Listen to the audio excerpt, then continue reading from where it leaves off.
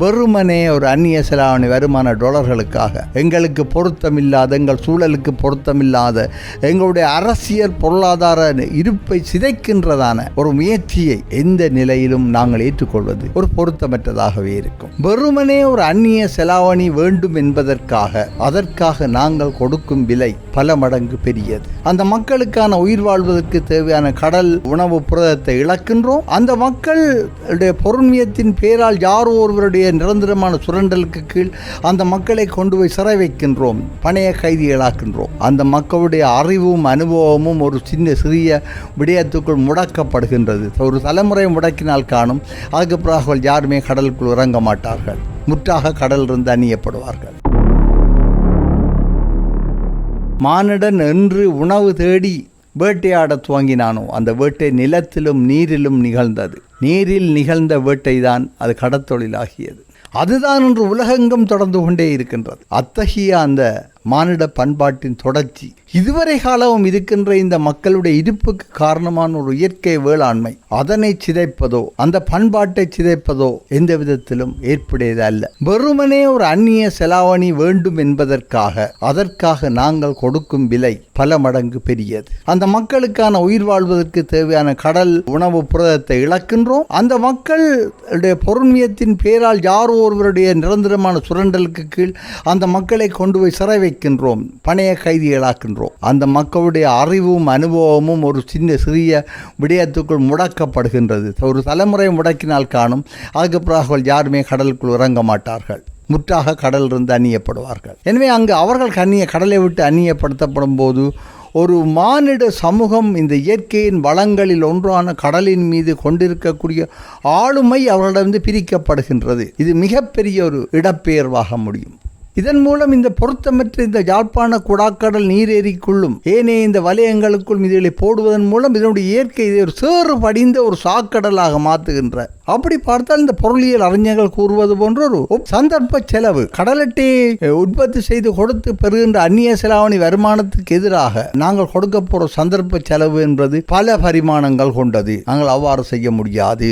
கடல் அட்டையை வேறு எங்கோ ஒரு சூரத்திற்கு கொண்டே போடுங்கள், இயற்கையாக வளவுங்கள், இல்லை ஆழக்கடல் போடுங்கள். அதே வேளையில் இந்த மீனவர்களை எங்களை சுற்றி இருக்கிற மிக பெரும் கடலிலே மீன்பிடிக்க விடுங்கள். அதற்கான தடைகளை தயவு செய்து உடைத்து விடுங்கள். பருத்தித்துறை கடலில் இருந்து ஒரு மிக குறைந்த சூரத்தில் தான் இந்த பேதுரு கடத்தல மீன்பிடி மேடை இருக்கின்றது. அதற்கு போவதற்கு எங்களது மீனவர்களுக்கு பல நாள் படகுகள் தேவை. அரசாங்கம் முன்பு வைத்திருந்தது கொள்கை, பல நாள் படகுகளை வாங்குவதாக இருந்தால் 50% மானியம் கொடுக்கப்படும், மிகுதி 50% வங்கியில் கடனாக எடுத்துக்கொண்டு பல நாள் படகுகளை எடுக்கலாம் என்று. ஆனால் இதுவரையும் யுத்தத்துக்கு பின்னால் ஒரு 3 படகுகளை UNDP நிறுவனமும் வேறு நிறுவனமும் சங்கங்களுக்கு வழங்கியது தவிர தமிழர்களுக்கு இந்த அரசாங்கத்தின் உதவியால் எத்தனை படகுகள் எங்களுக்கு கிடைத்தன, பல நாள் படகுகள் கிடைத்தன என்பதை பற்றி பொறுப்பானவர்கள் எல்லோரும் மறுமொழி சொல்ல வேண்டும். இதுவரையும் எத்தனை பல நாள் படகுகள் தமிழ் மீனவர்களுக்கு, வடபோதி மீனவர்களுக்கு கிடைத்தன, கிடைக்க செய்யப்பட்டது, அதற்கான வாய்ப்புகள் எங்கே திறக்கப்பட்டது. எனவே மிக மட்டுப்படுத்தப்பட்ட ஒரு 6-7 படகுகள் இதுவரையும் தமிழ் மக்கள் மத்தியில் வடபகுதியில் இருப்பதாக அறிய முடிகிறது.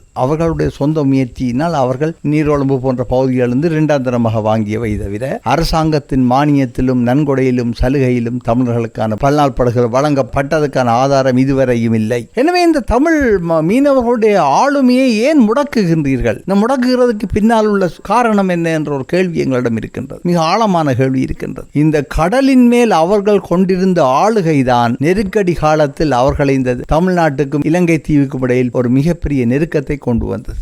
சில வேளைகள் தமிழ் மக்களுடைய இந்த மிகப்பெரிய போராட்டத்துக்கு பின்னாலும் அவர்கள் கடலின் மேல் கொண்டிருந்த ஆளுகை ஒரு காரணமாக இருந்திருக்கின்றது. எல்லா தேசங்களும் அப்படித்தான். ஈழத்தமிழ் மக்கள் சொல்லுகின்ற சோழனுடைய வரலாறும், சோழன் இங்கிருந்து கம்பன் வென்றான், கடாரம் வென்றான் என்ற செய்திகளும் கூட கடல் மேல் கொண்ட ஆளுகையின் வெளிப்பாடுதான். எனவே அதனை முடக்குவதற்காகவா இவர்கள் கடல் மேல் எந்தவித ஆளுகையும் கொண்டிருக்க கூடாது என்பதற்கான நீண்டகால திட்டத்தின் ஒரு அங்கமாகத்தான் இதை பார்க்கின்றீர்களா என்ற ஒரு கேள்வி இருக்கின்றது. எனவேதான் உலக வங்கிக்காக அறிக்கை சமர்ப்பித்த நிறுவனம் தொழில்நுட்ப ரீதியாக இந்த கடல் அட்டை பண்ணை நீர் வேளாண்மை என்பது சிறந்தது, நல்லது, பொருளாதார ரீதியாக லாபகரமானது, இயற்கைக்கு எந்த விதத்திலையும் குந்தகம் இல்லா என்று கூறுகின்ற விடயங்கள் அவையெல்லாம் சரி. ஆனால் அவையெல்லாம் ஒரு தொழில்நுட்ப ரீதியான அணுகுமுறையை தவிர அதற்கும் அப்பாலும் நாங்கள் எல்லா விடயங்களையும் பார்க்க வேண்டும். எந்த ஒரு திட்டங்களை பரிசீலனை செய்யும் போது சொல்வார்கள் ஆங்கிலத்தில் பெஸ்ட் என்று சொல்லிட்டு, political, economical, environmental, social and technical என்று சொல்லிட்டு,